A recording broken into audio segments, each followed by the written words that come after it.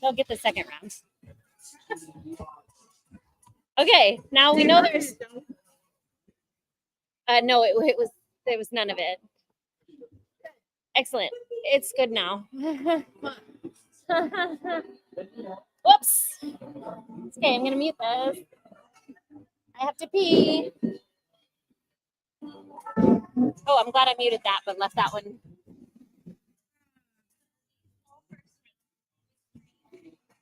No music or no audio and no video.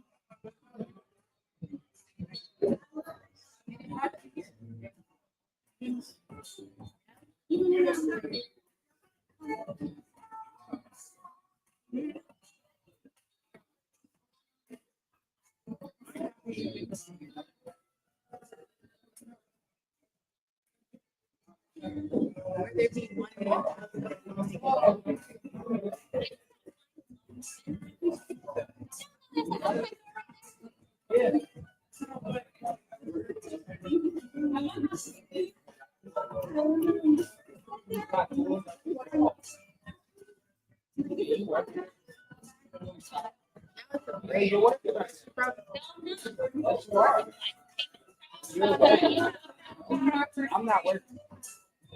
I work. I don't get paid either. Not work.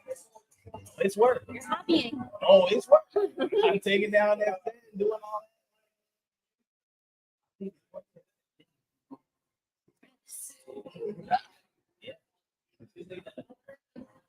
So,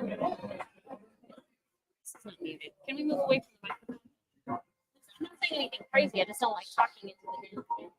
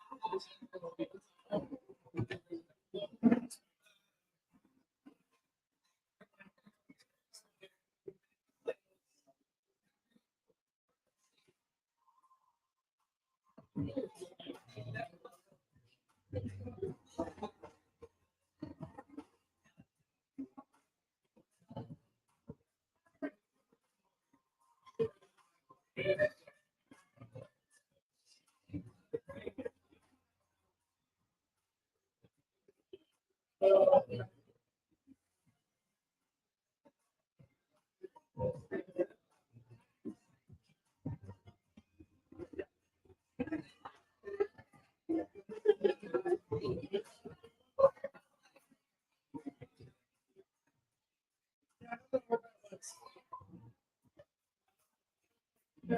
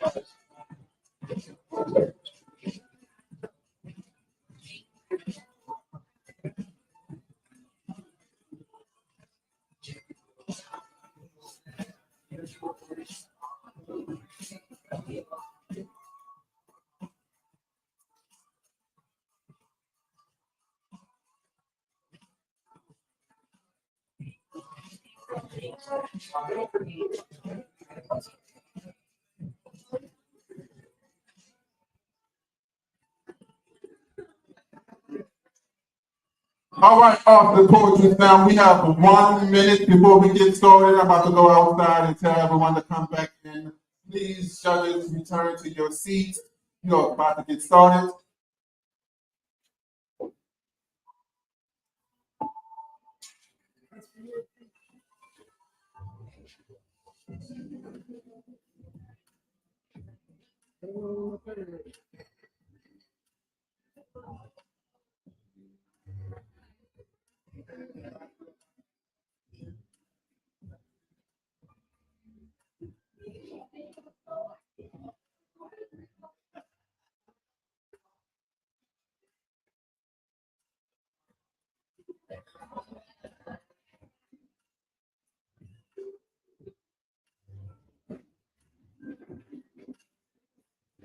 I hope nobody slipped.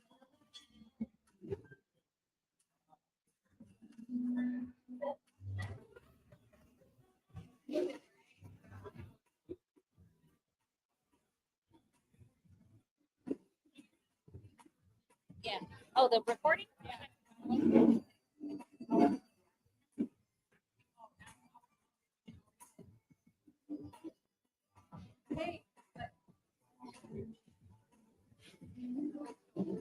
Yes.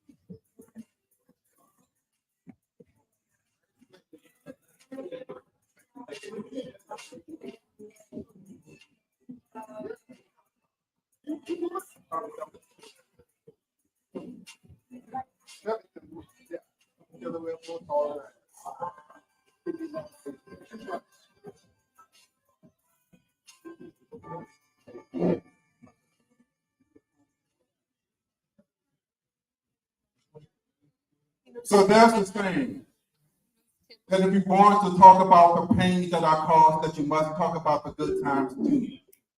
Meaning, there's a bright side to every path of brimstone called Callous Hills, called skin adjusted to boiling water. There's a silver lining at the end of every thunderstorm, meaning sometimes the edges of something destructive can be profitable in expected conclusion that triggers the false guidance of safety. The destruction of a demon at the end of every biblical horror story of Revelation is to know it's perfectly okay to have a beginning to an end, especially if you're ending self-doubt, ending imposter syndrome, ending giving up on yourself when you're ever so close to reaching your potential. There's a saying that if you must write about my death, I'm going to talk about all those times my breath became my best friend, how my diaphragm carried me to the ocean to speak my voice to blend into the wind, talk about the magic of a sunrise and how seeing the universe as we call at breakneck speed through space was one of the best moments of my life.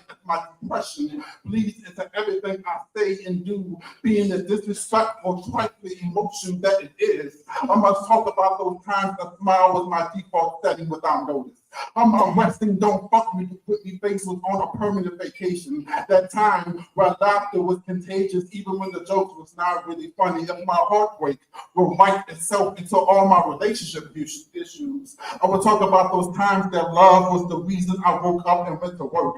Times that love was the reason I came home. Times that I didn't kill myself. Times when my partner's kiss about after being apart for so long was the best part of the week, the best part of the month. All those times my son is excited to see me, and the light that he emits makes the irritation of being an adult all a little bit more bearable if I'm expected to write about the abuse. And how do I talk about those times I was loved as gently as I asked and then some? Those times my opinions was heard and respected and then some. Those times my presence wasn't monetized, but prioritized. If all that falls out of my mouth is darkness, I now have to talk about those times light shined through me when I had no business to be that bright.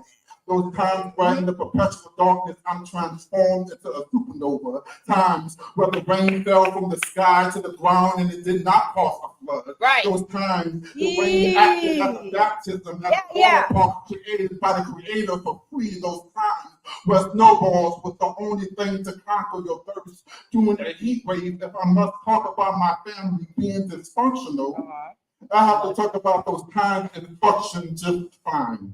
How my grandparents' house became a playground, a place that had multiple spots to hide during hide and seek. Those times I was well fed, those times I felt safe, even if that safety was filled with make-believe, if it was a happy lie.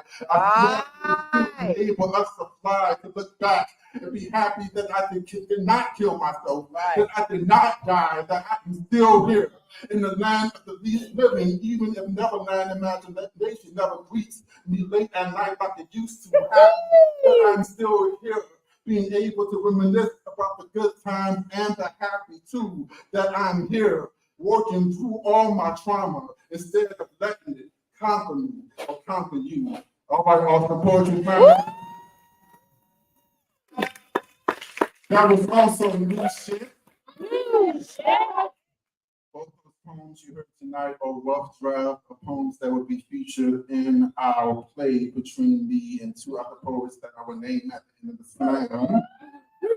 And its purposes, but it would be at the Fun Terror Fest. like I said, I'm only even here on Wednesdays because, gotta work, bills gotta be paid, but I'm still gonna be part of the Austin poetry community. I'm gonna be a part-time Austinite. That's better than a no Austinite at all. So right now we're about to go into a sorbet poet.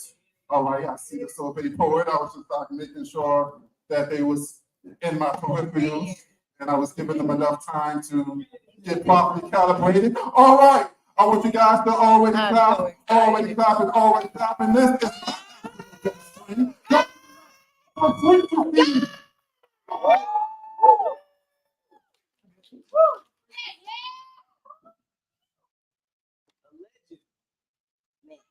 Like what? Like what?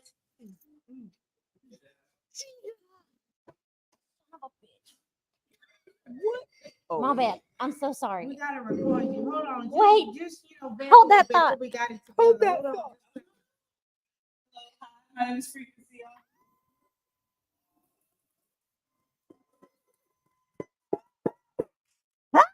I'm here tonight to bring Akeem Don't do back that home shit. to New Orleans. Fuck you.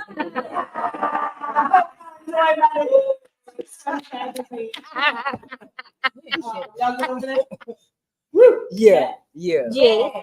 Then I'll also do a poem. A poem is a protest. 1. Protest is more than bodies on the street, picket signs in hand, more than chanting down Babylon and setting cop cars, CVS's, and Wendy's on fire. Right. No, I should know. All of those things should continue. Facts. And it's Facts. Yeah. I've seen protests to be the ones who choose the kitchen as the front lines, the ones who know that humans will always hunger for more than justice, the ones who feed the centipede we become as our hundreds of feet march forward as one body in the street. I know protests to be the teachers, the ones who never needed degrees or classrooms or textbooks to tell us our history. I also know it is those who told truth in their classrooms, despite the spinelessness of the tattered textbooks they were given and the historians who whitewashed them. I believe protest is the name for those who petition other worlds on our behalf, the ones who pray to ancestors to break chains we cannot see but have held us down generationally, the ones who choose the old work and words to bring forth new worlds. It is the root workers and the conjurers, the witches and the witch doctors, the ones whose spells shroud us in a magic that too many of us were taught to fear or be ashamed of. Protest is the preachers who transmit the pulpit into a soapbox, the ones who are brave enough to name that the fire promised next time has been searing our skin for centuries, the ones who won't let you forget that Jesus was a table-flipping radical Negro, which is why he had to be resurrected. Come on. I know parenting must be right. When 7-year-old girls are being swatted down on their grandmother's couches like pests. Yeah. When 12-year-old boys are being slaughtered in the park by pigs for play. Come I've on. come to understand that all Black parents are Afrofuturists. Right. That Black birth is proof we believe we will win. We believe our children will exist in the future that we sometimes can't imagine, but we must keep fighting for. So I give thanks to the birthers and all those who labor to bring forth our kin, our nascent second string, our rituals of reinforcement. I give thanks to the babysitters and the aunties, the grandparents and the neighbors who might as well be family. Anyone who chooses to stay at home and protect our progeny for the day they too will choose how and when they will resist. Protest has always been the poet who remembers they are the poem. The one who remembers that every speaking can be a small spear, a spell, or a shovel. That every stanza can be a sword or a sheath. That every bar can be a brick or a bridge, depending on how it needs to be used. All I know is freedom felt just as possible for me on the streets when I was crossing police lines to break a comrade free, or crossing on a calm night to bring food to my friends and family. Yeah. All I know is resistance wears many faces in our collective body. The most familiar is riot. The least familiar is strategy. All I know is we don't have to be proud in order for us to start living and loving like we already are. And as for me, I will turn my pen into a small sphere. Sharpen it with each stroke until each word stings like a bee. As for me, I'll never stop speaking like I've swallowed the hive whole, even if the truth stings and swallows my own tongue. You will find me with my notebook and pen in one, matchstick in a can of gasoline in the oven. We're always ready and willing to ignite.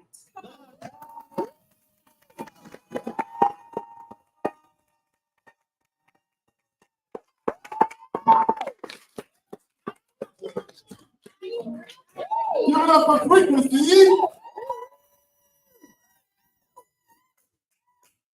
All right. I'm just saying I have 2 full canvases without any words on it. I guess Austin don't love me like I thought he did.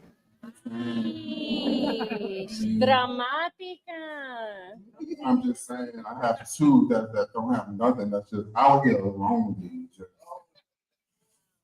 Now she posts up on the ground. I will ask you, lovely, beautiful, one of the loves of my, truly the best girlfriend on the entire planet. I don't care. Well, this is her fucking shit. So we're gonna be going in this order for the second round. Lorelai, Christopher Michael, FT Series, and Chris Tony. Gentleman Trainer had to leave because he had work very, very early in the morning. So all our love to Jim. Hopefully he comes back. And the more you do this, I always say, the more you do it, the better you get, right? Right? So when you work then and wake up and just become a champion of tennis, right? You have to work for years for it. I didn't just wake up and become the Irish champion. I worked for years for it. Everybody has a starting point, right? Don't be afraid to start. Everything starts with a thought. That's what I always like to say. Not the humble flex. I mean, I had to work for for years. inspiration. Because this is the thing. This is what I learned about poetry slam in general, right?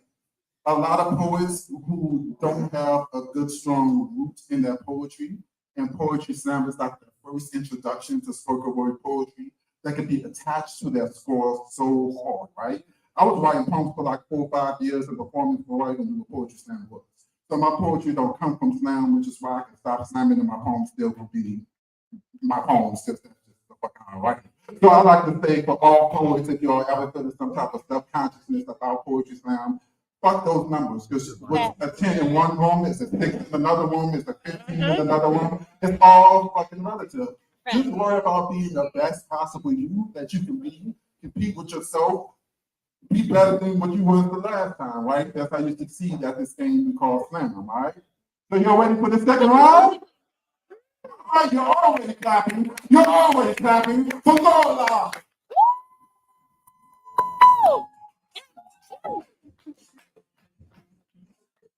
Don't start that. Wait.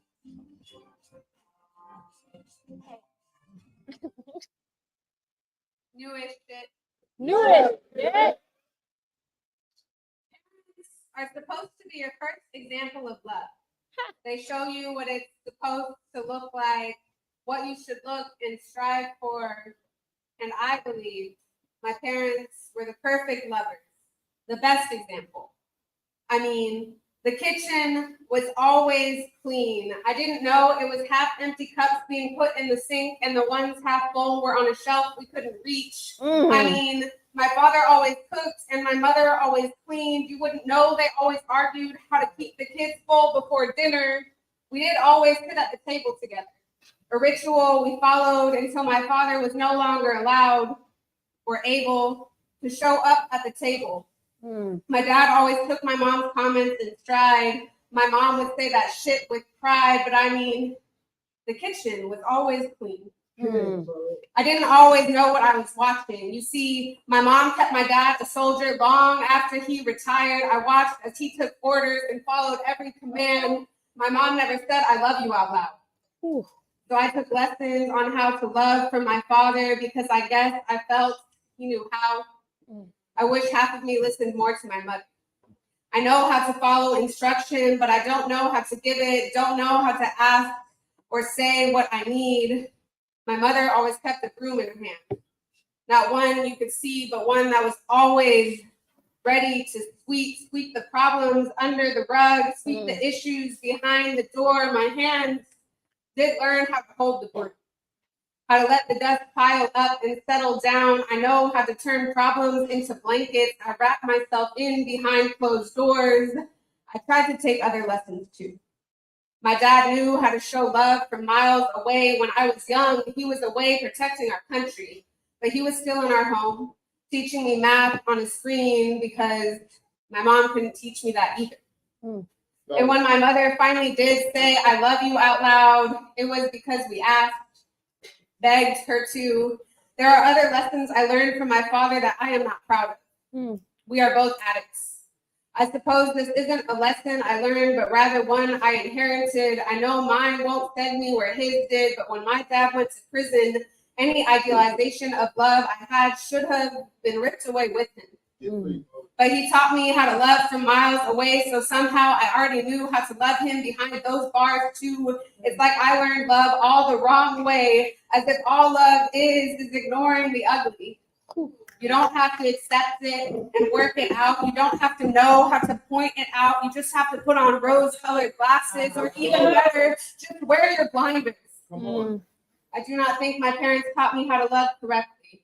I can build a home filled with love with no true foundation. We can build a house together, but I will be waiting for the walls to fall, the rug to be ripped out or built. This is a lesson I have not learned. They still know how to make it look good. Ooh. Yeah.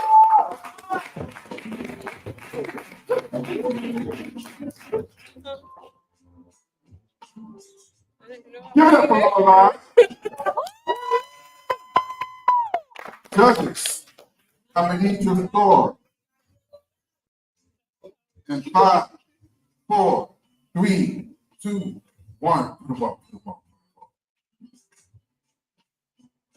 We're gonna start with a low score of an 8.2. We have a 9.2, That's better. a 9.4, 9.7, and a 9.8.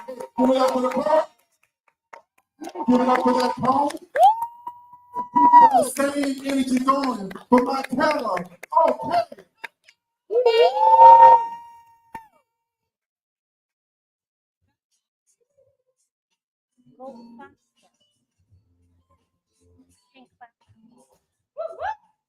Take your shit.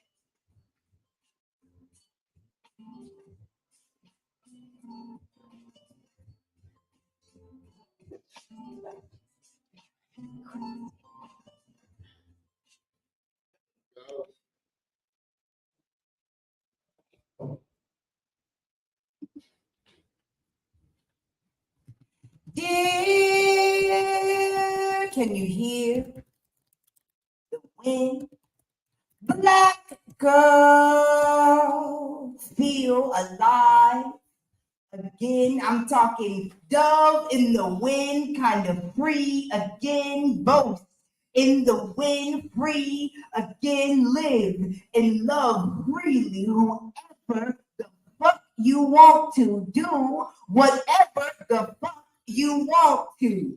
Take up all of the space. Leave no space for old, straight, white men. They don't need your table. They're still eating off their great grandma's misfortune, mistake, kill black, high body in the table you eat off of motherly instinct. I mean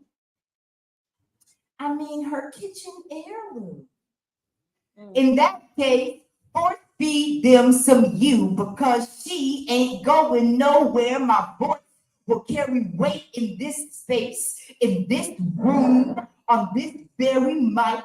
No matter who tries to silence me, I once got told I was too loud at a slam. No matter who tries to silence me, I will not sit pretty, speak softly, be polite, speak silently, or succumb to silence, but she will sing the calmest whisper in the motherfucking wind and rolling tide, for she be the quietest storm looking for her demise unto Mother Earth.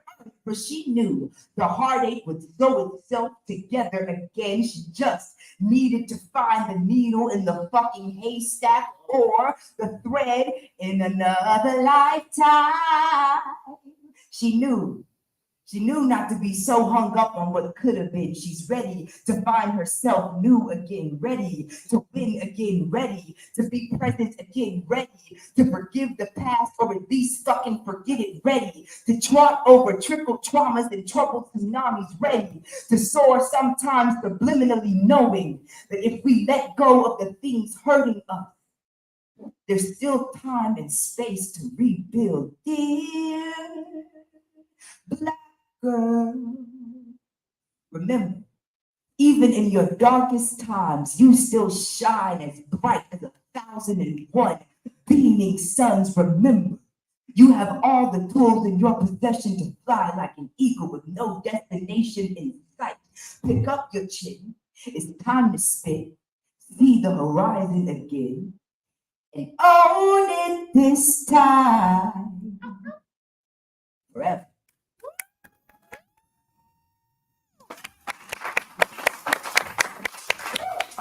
Give it up for Michaela, okay? The last poet Lorelei would have scored a 28.3, but because of a linear time, and a concept, she will be scoring a 27.8, but give it up for that poet and that concept. I'm gonna need your score for Michaela, okay? 5, 4, 3, 2, 1. Put them up, put them up, put them up. We have 1, 2, 3, 4, 5. We're gonna start with an 8.7. Then we have a 9. Then we have a 9.1. Then we have a 9.2.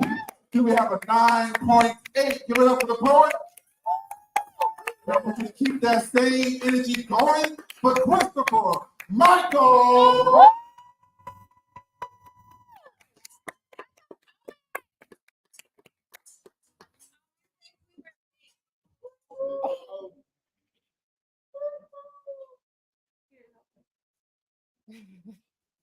It's brilliant. The way she moves through the breeze, seductively stroking trees, forth, back, and forth again until gravity in the wind forces the mighty behemoth to release its seed. Mother Earth opens to receive, soil embraces the seed, and life proceeds quietly in her womb. A slow and arguably seductive process, so we can have memories of he like she in Boston, heart etched in bark. See the leaves, basking the solar rays in the summer days, fathom how they photosynthesize, preserve their lives, they breathe, breaking bonds of carbon dioxide so we can oxygenize and enjoy the autumn's beautiful browns and the summer gorgeous greens and the rainbow of crayon colors in between, so we can feed, breathe, read, home of the sparrow you keep your eye on, and the morning bird that trumpets the arrival of our coastal star. Let's go, Oak and maple make marvelous puppet masters for deep, dark, chocolate, mocha marionettes. Let us never forget. Strong Geppetto arms pulling the strings of Pinocchio picnic Negroes, air dancing for faces, uncolored by Crayola, deprived of the joy of coloring outside their lives, entertained by flail and fruit I never understood. How a sight so common in these days could have ever been considered strange. I guess they are in good company, because the renamed Savior I serve was sacrificed across an altar of wood, trees. Their life, give life, protection from the elements, skin and bones for our homes, the mighty mast sails, bows for boats, ever buoyant, keeping afloat, safely transporting deeply pigmented savages through the middle passages, from cargo aboard ships stacked with no room to head honchos running boardrooms. We have come a long way. We have not arrived. Because having a black president does not stop the cops from taking our lives. Too bad bullets are made of seeds. So every time a black man, a black woman wrongfully catches one, we can be the soil from which it springs, air dancing beneath its leaves, basking for breath, wishing we had been born with wings. Our Holocaust, us, generations. Shit. But I refuse to allow the burden of my story to weigh me down. Pitiful excuse to barely rise above mediocrity. Nor will I allow you to tell me to get over it. And I'll be damned if I let the world forget our Holocaust of generations. Come on. The way nature moves through the trees, seductively stroking trees, forth, back, and I wonder if trees were aware that they were tools of terror, would they still release their seeds? Woo!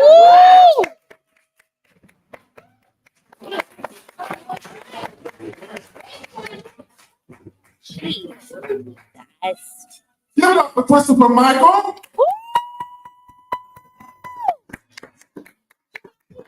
Michaela OK scored a 27.3. Give it up for that poet.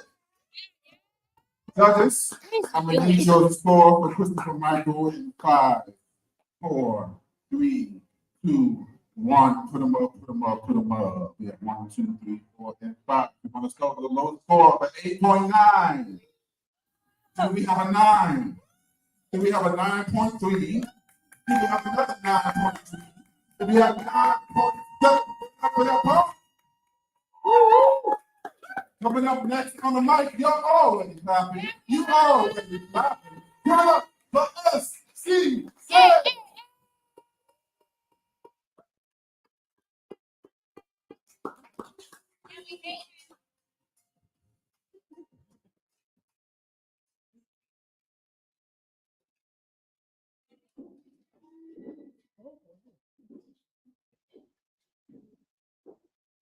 The fastest human in the world can run up to 27.78 miles per hour. So, like, school zone.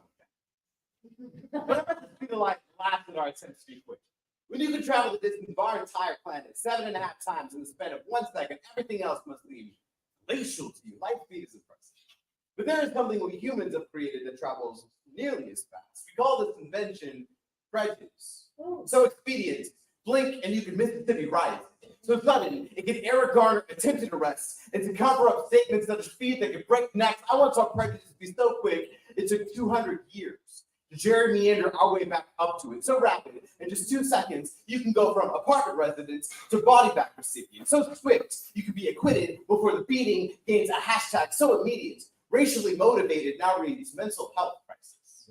We're not sure when the change happened. We're thinking about prejudice. It can be remarkably inclusive. I once saw it turn an expecting nightclub into a 49-person monument in a Second Amendment instance. Once saw prejudice be so brisk and make the East Side gentrification look expected. Certain, like it's always been this way. I once saw prejudice move faster than a European fashion trend. Germany may have made them famous, but with a little concentration, America made camps too. And no, we may never be able to physically catch up to light. But not even light can be in 2 places at once. And prejudice can be both in the elevator and waiting for you on the top floor. Be both in the doctor's office and the reason for your misdiagnosis. I think the only thing faster than our prejudice is how quickly American history would like you to forget its existence. If 15 Black Americans are killed in Houston, Texas, and our history books never mention it, did it ever happen? In 50 years from now, it's never taught that at the height of COVID, 9 Chinese Americans were killed due to intolerance. Did it ever happen? Growing up in Texas, I never learned about the Tulsa Race Massacre. 300 African-American stories ended. Thriving businesses extinguished, and I was 26 when I first heard about it, maybe. Because our prejudice was so expeditious, it took U.S. history books 50 years to write 1 sentence about it. When we cherry pick what we teach about our country's biography, we only choose the most flattering stories, and prejudice will never be pretty. So in an effort of longevity, I think it bears repeating. On February 23rd, 2020, Ahmaud Arbery was gunned down while jogging. And even with video evidence, prejudice still moves so quick, it took 3 months for justice to catch up to it. Hear that? Even with a recording and a body for 75 days, his killers weren't arrested or charged with anything. And prejudice has already moved so hastily. You're not surprised by this. Maybe that's where our human invention is most like light speed. Many of the stars we see have been gone for centuries. I guess light leaves a legacy. So will we. The one where our greatest invention was how quickly we see someone as less than. Or the one where we strive to eradicate our discrimination, not by erasing it, but by writing down its name, documenting its intentions, weaknesses, so that some future generation might finally be able to outrun it.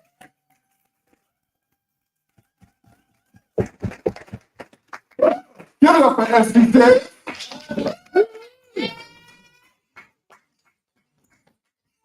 The previous poet, Christopher Michael, scored a 27.6. Give it up for that poet.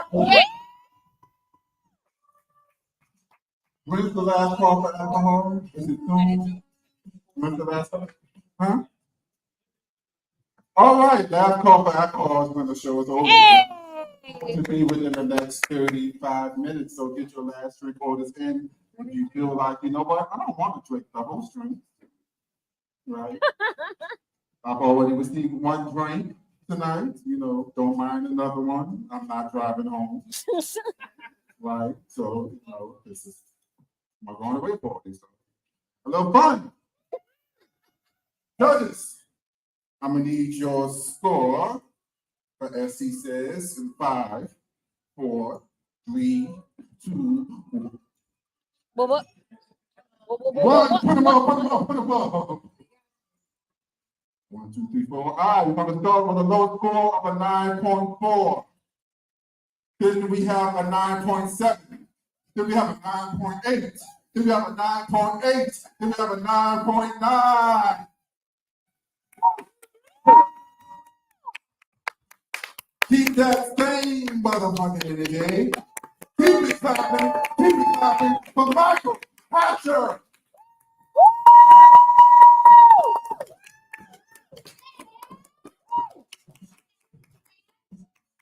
I'm gonna do the thing.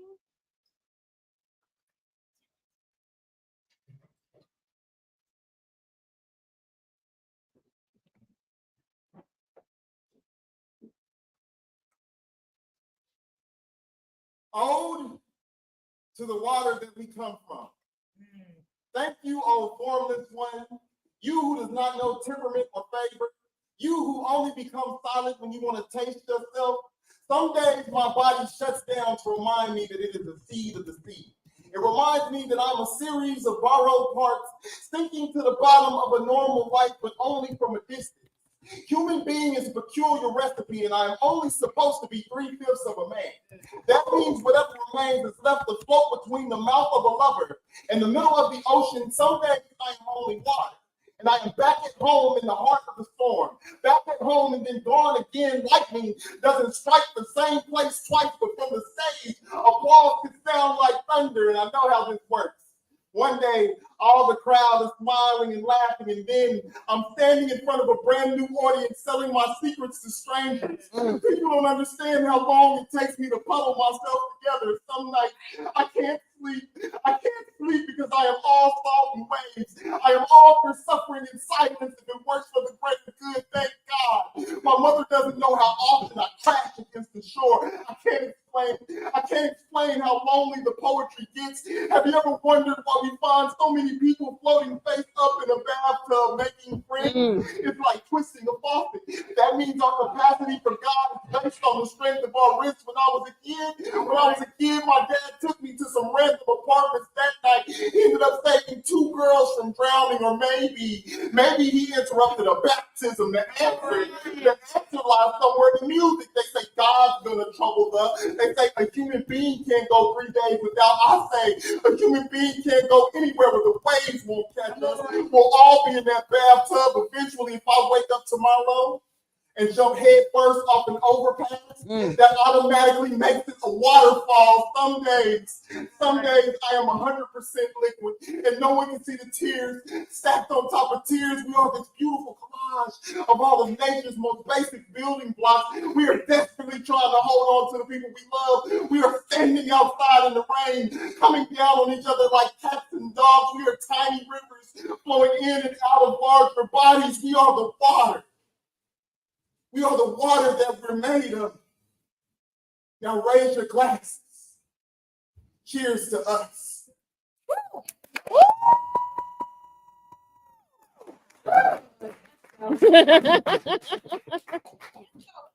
Terrible. Give it up for Michael Hatcher. He says scored a 29.3. Give it up for that boy. I'm gonna need your score from Michael Hatcher at 5, 4, 3, 2, 1. Put him up. 1, 2, 3, 4, 5. We're gonna start with a low score of an 8.8.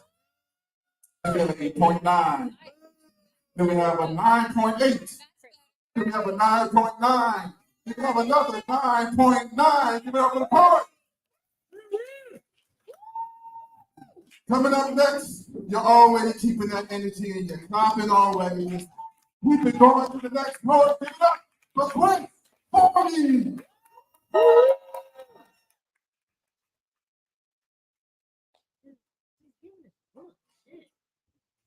Let's go for me.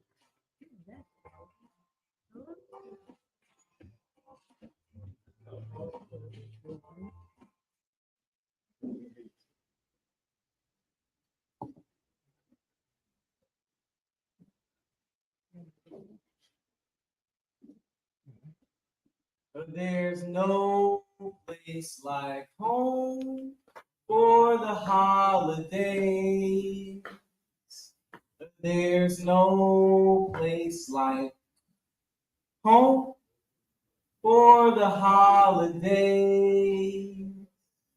There's no place like home. This year, I want to tell my friends how bad the holidays hurt. I want to reach out. I want to tell them everything, but I've got this weird sense of morals around speaking with my mouth full. I want to tell them everything, but I know they will never understand me. They will never understand me like the lovers that hold me every 4th of July because they know I hear fireworks like shootouts, but don't know that that's the only time of year that I feel like I'm in a familiar land, or the women who I tell that I don't drink that don't know that this year on my ex's birthday, I downed 50% of a beer and poured the rest out to my better half. They don't know that I'm sober from everything except beating myself up. That me being straight edge started off with a razor blade in high school, trying to see if all the black I wore had seeped into my veins. The kid that listened to too much Fall Out Boy and was scared of school dancers who would have panic attacks at the discos, who thought pill bottles were portals to the promised land, drunk drove on Robitussin and coughed up a call to his old history teacher. Come on. Talk about the past. They don't know Come on.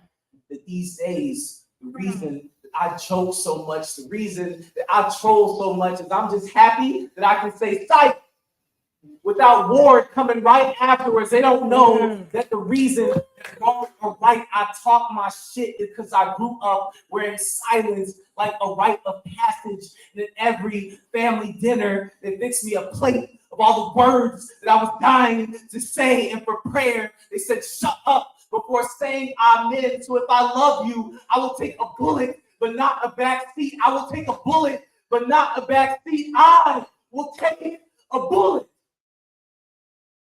Because there's no place like home for the holidays.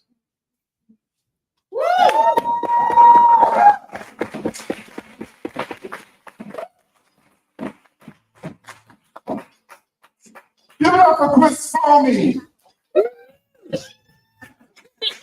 I bought my drink because I'm liking the people follow subscribe.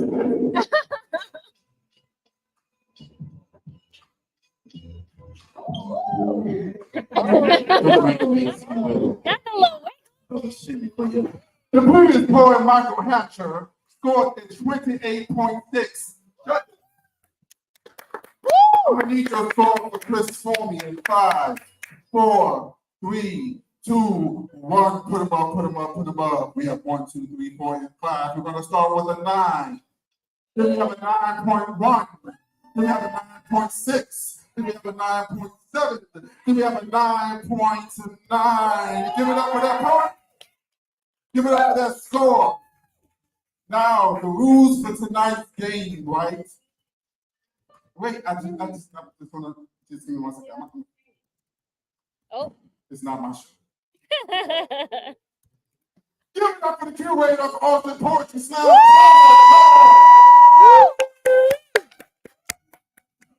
I love when I can tell people do that and they do it.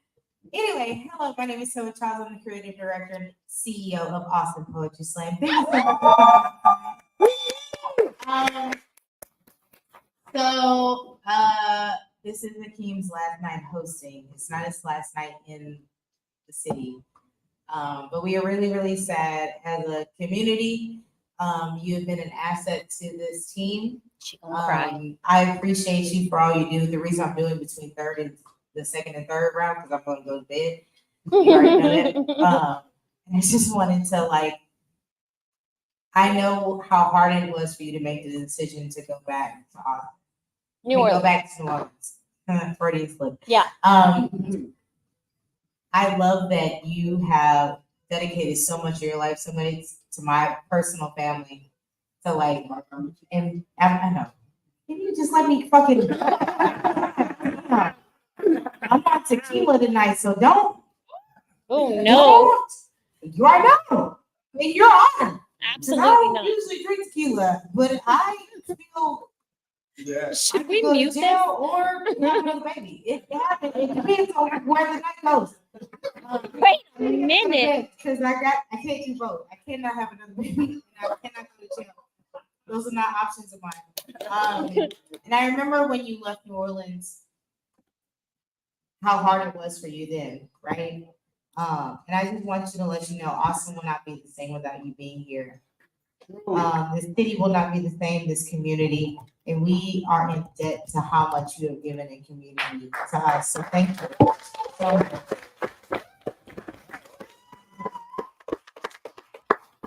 it is not canvases, but we did get you a card that we've already also signed. So we've double signed. We missed you. I just want to give a big round of applause. Act like it's your mom. If you don't like your mama, I understand. I understand. But you like this one. So please give all the love, energy you got.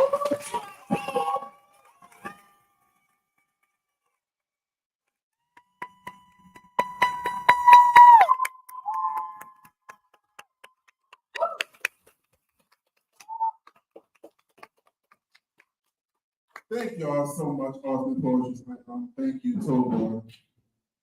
Literally, like I've loved the women in my life. I've never loved the woman like I've ever loved Toba. And thank you for bringing that love into my life for real, because it's needed. It's necessary. Like not too many people are accepting of people of who they are, right? And that's like I'm just gonna talk for a second before we get to this last round. It's just gonna be my last time here, right? Just like on some real nigga shit. Like especially men that are bisexual, we get stigmatized extra hard, right? We get stigmatized by the straights, we get stigmatized by the gays. Nobody just let us be, right? And it's so rare to find someone that will just let you be and just love you for it, right? Yeah. Right? And like I feel like I'm so blessed in my life because I didn't just find one person that would do that for me. I found two, right? And not too many people get to have that at the same time. So I feel like Austin really is like my heaven, right? Just because I get to just be me, the full me, not worried about judgment, not worried about what nobody's gonna say. Just have my family, my husband, my girlfriend, my child. Just like we just out here living life, black love, all that good shit, right? Things that I never thought that was possible because of the stigma that was placed on black men and their sexuality and all this other stuff. Austin has healed me. Literally has healed me. Going into the last round because I have a job I got to fucking do. You mean We're going to be going in this order. Michael Hatcher. And SC says I will be calling out the numbers of the scores, but I will not be I calling hate out that the when final you say scores for this round. We will find out the winner at the end. Are y'all ready for some poetry, Austin poetry? You're already clapping. You're already clapping. But Michael,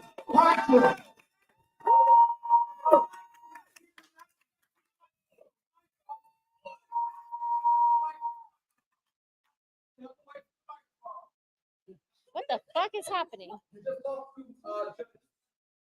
Do you want to continue with 3 or do you want to replace? yes, just continue with 3 because the 3 people that stayed are the real judges of the night. We will continue.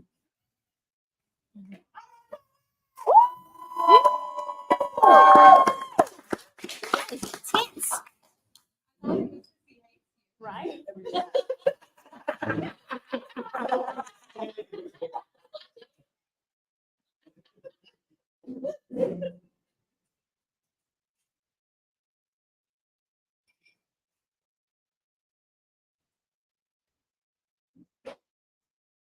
How would you feel if I was to tattoo your name on my wrist to remind me why I choose to stay in this world? Come on.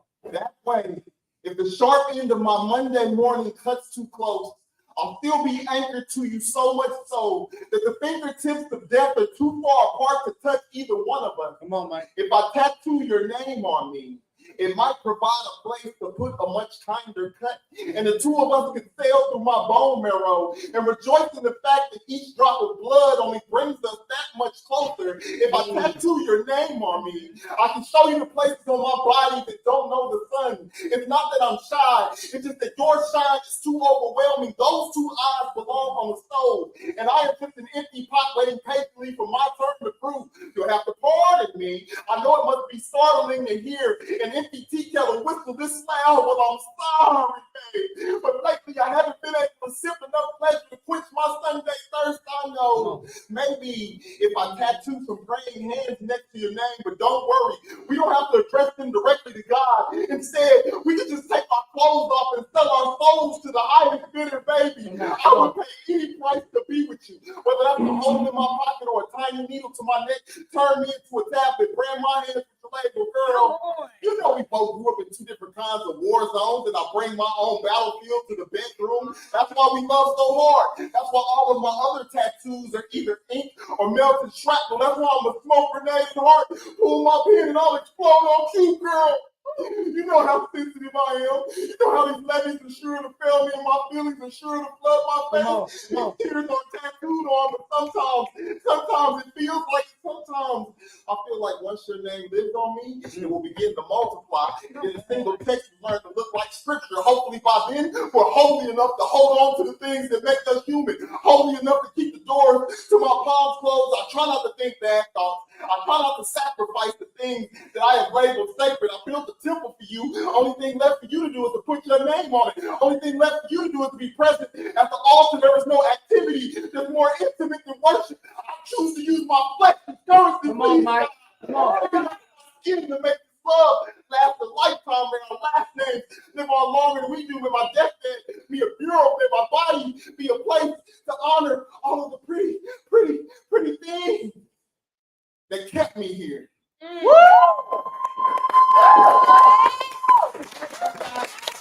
Okay. Give it up for Michael Hatcher. Judges, I'm gonna need your score for Michael Hatcher. And 5, 4, 3, 2, 1. Remember, you are the only judges that matter. We have a 9.7, a 9.9 in your last 10 of the evening. Coming up next on the mic, you're always clapping. You're always clapping. Give it up for Chris.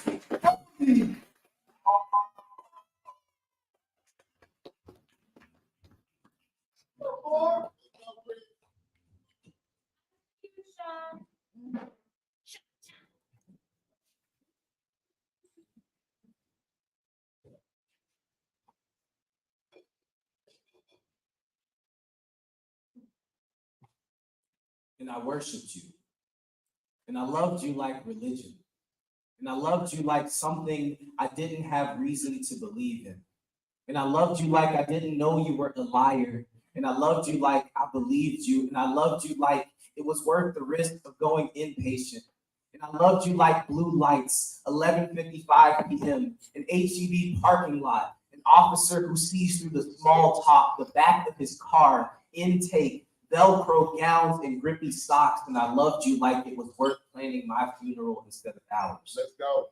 And I loved you like it was worth earning your empathy, and I loved you like it was my fault that I was never worth you facing yourself, and I loved you like misdiagnosis in Depakote, and I loved you like that smile you hot glued over the real you, and I loved you like it was worth hiding. I could see past it all, and I loved you like the only one to ever tell you the truth without turning it into a damn gun, and I loved you like vulnerability, like let's play Russian roulette and I'll take the first shot, and I loved you.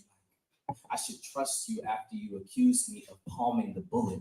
And I loved you like fairness. And I loved you like fairness. And I loved you like fairness even when you were fair weathered. And I loved you like it didn't hurt that you hated the real me. And I loved you like you weren't another one-bedroom apartment in my Oedipus complex. And I loved you like you weren't like the others. Like I didn't watch you cut my bike chain and call it cycle breaking. And I loved you like it was worth hiding the bruises. And I loved you like 11:55 p.m. And I loved you like 11:55 p.m. And I loved you like it was worth planning my funeral instead of ours at 11:55 p.m. And I loved you like you didn't sing to the beat of the beatings. And I loved you like you didn't harmonize with my hatred of myself. And I loved you like I didn't know the truth about your exes haunting you. And I loved you like I didn't know you had a graveyard full of boys who chose caskets over the boxes you put them in. And I loved you like I didn't know that 11:55 p.m. was too late. It was too late.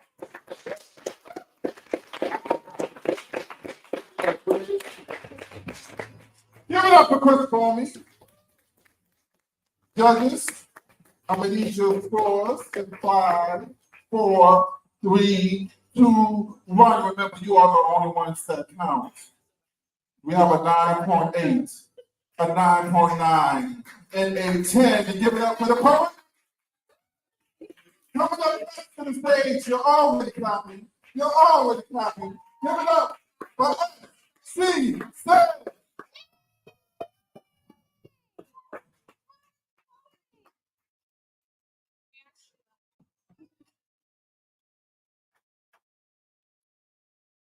Things that are not the vibe.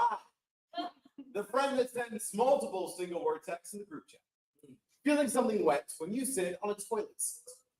Waiting in a public waiting room to see your therapist. We can literally pull a piece of metal out of our pockets, tap it, and a drone will deliver a McChicken to your doorstep with the profound awkwardness of waiting with other works in progress to see your therapist is, respectfully, garbage candy, trash tech, raisinettes, rubbish. There's no social etiquette for the therapist office. Your presence is an unspoken acknowledgement that just like them, there's something inside you that isn't working. I'm hearing it. Outwardly trying to give off the human version of mosquito repellent as I try to section my way out of hopelessness. Wonder how I even ended up in this downtown island for misfit neurological conditions here, trying to make sense of a mind full of factory defects. A 10-minute delay leaves me stuck in traffic. I break down.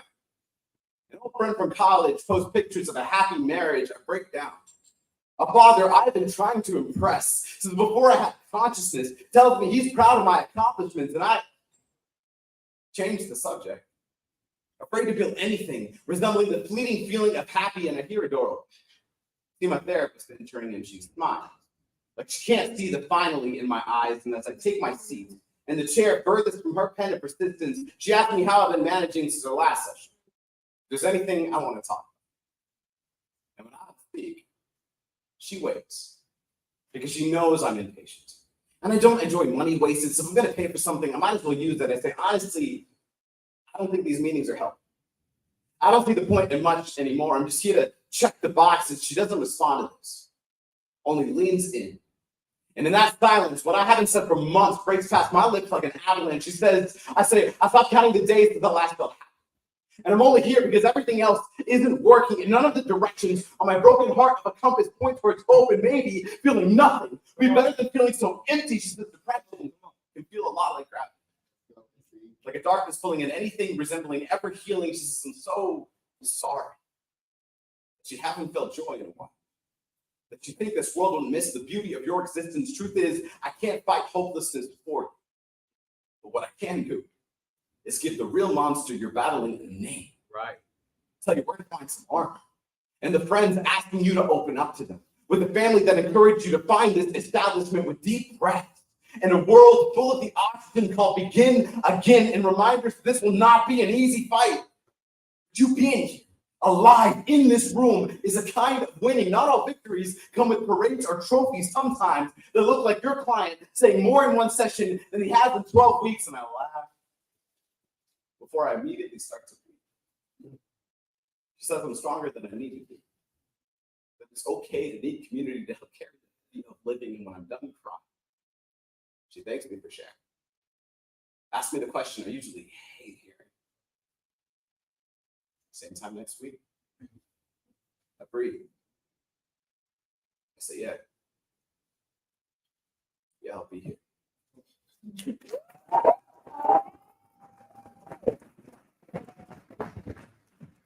it up for Ashley says.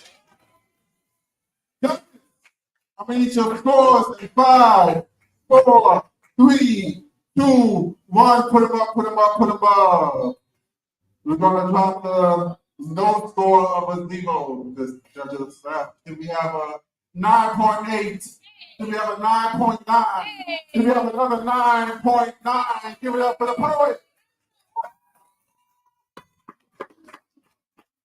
By the judge, by Mr. Dave is tabulating the scores and figuring out the linear time and such not, and figuring out who placed where and when. I have one more poem I would love to share with y'all, even though it's a few of y'all here. I feel like just to complete my time here at Austin Poetry Slam, this is like the most appropriate poem. I normally don't do this, but I'm going to talk about the poem and then do the poem with it, go about it. So I've always been very transparent about my personal life in my poetry. And now I can say this because the Poetry Slam is over. I'm going to be the Frontero Fest with Michael Hatcher and Glory B. The play that you're currently working on is called The Eclipse in Texas. It's about going through darkness just to find your light. So you can feel the tone of my poems have shifted. The writing sessions have been writing.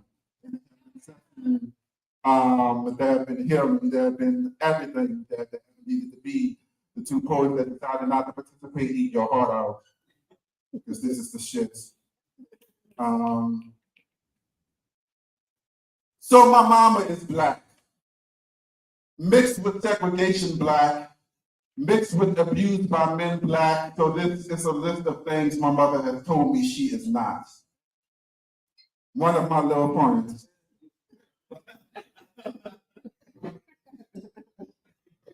She's not going crazy. And my personal favorite, that she's not anyone's bitch. As she's wearing a t-shirt that says, "It's business bitch to you." I.e. my mama is from the class of do what I say and not what I do. Put ma'am at the end of your sentence when I'm talking to you. My mama is black, aggressive black, strong black, cocaine in the 80s, survived crack black with a light wore the New Orleans accenting resilience in her tone growing up. She was a mother gazelle, trying to keep track of her dough during hunting season, therefore there was no going anywhere alone. Now as an adult, alone is her favorite word. She says that after 2 divorces, 4 kids, she's okay with being alone in her house. It's always clean. Because she's expecting Jesus to come for breakfast in the morning, leave a water stain on her cabinet, and she'll attack you with a knife. Depending on if she had her pack of cigarettes or not, if there's one thing my mother is not, it's peaceful. It's because as a black woman, she has never known peace. Would be the hell and the high water in hell or high water. My mama is the don't worry about the clock type. You must wait for her energy and time to align, i.e. for her to make hand-me-downs into new clothes for her children, i.e. my mother is the magician. And we all know that magic takes a little time to conjure. My mother would be the flesh alchemist. Before chemo, when she had cancer, she pushed everyone away just to see who would be there despite herself not realizing that when you don't treat anyone with love, no one will love you despite yourself. My mother does not do modesty. Bear pride with her medicine and call her your favorite apothecary. She is the magical mistress in the kitchen, making sure everything is cooked right, the master of making food stretch for a week by putting your beans, your vegetables, your leftovers over rice, even though the world has broken her many times over without caring for her healing. She did the best she can.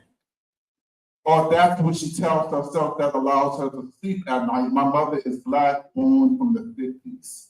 Which means she was born and not a human being.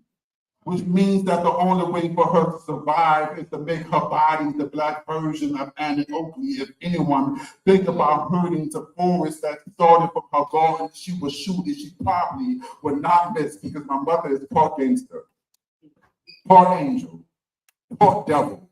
She's a short woman with a strong backbone. She's a weak communicator.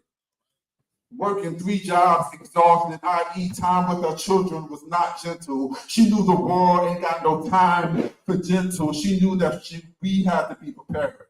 Made sure that everything we did was spotless, as if God was coming to visit for breakfast in the morning. My mother would tell you all the things that she is not. And heels will probably be the first thing on that list. If there's so many black women born in the 50s, I wonder why. That is always the case. Thank y'all so much. We are about to announce the winners for tonight. All the poets that are there here up on the stage for one last, for me, at least. Just a reminder, if you want to keep up with Austin Poetry Slam, please go to austinpoetry.com. Follow Austin Poetry Slam on all social medias. Our TikTok is popping. Yeah. So you can follow it and make it pop a little bit more. Thank you for the 3 judges that stayed. Also, thank you for the 2 judges that left, but I will say you wasn't because you didn't stay. Bye, It Felicia. is what the fuck it is. But thank you, nonetheless. I would be remiss if I did not mention that because you guys have been so gentle and nice with the drinks you've been feeding me, I feel like just name your price whatever you want in the bag. Books, jewelry, whatever, just know that ain't nothing is free in life. So please don't think my price is free because I would say you playing. Right? So thank you for all your support. I'm going to leave these canvases out here for anybody that did not get a chance or was too embarrassed to come up in the middle of the lights, in the middle of the show, to write something nice down for me. You can do so afterwards. Thank you so much, Austin Poetry Slam. Now, for your winners of the evening.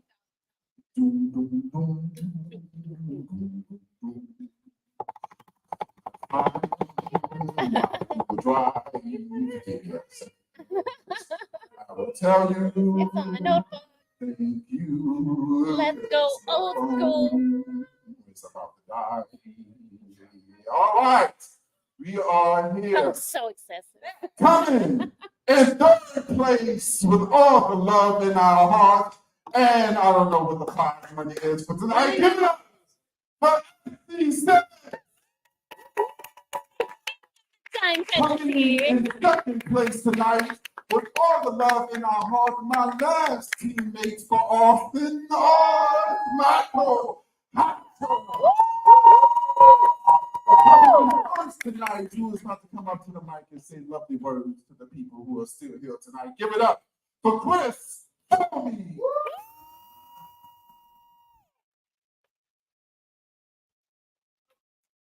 Just want to say something.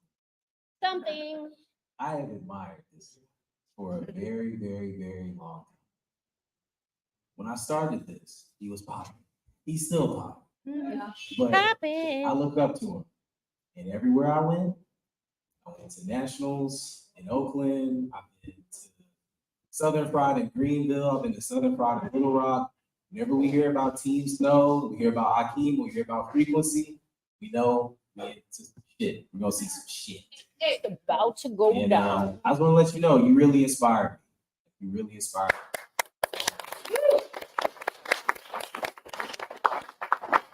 My poem switches, which y'all heard in the first round, like I don't think I would have been able to challenge myself to perform like that if I didn't see it.